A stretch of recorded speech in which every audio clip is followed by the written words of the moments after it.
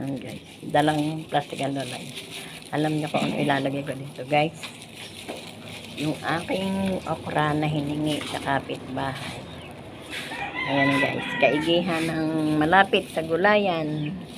Namitas na ang lola nyo ng gulay doon sa dinaanan ko kanina guys nung pauwi kami galing sa meeting.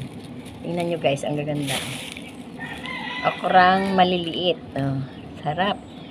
Kahit ilaga, kahit iprito, okay lang. Diba? Ang liliit na okra. Sarap yan guys.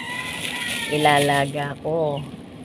Sausaw natin sa bagoong na may kalamansi. Ay, ayos na. Ulam ni Lola. Diba guys?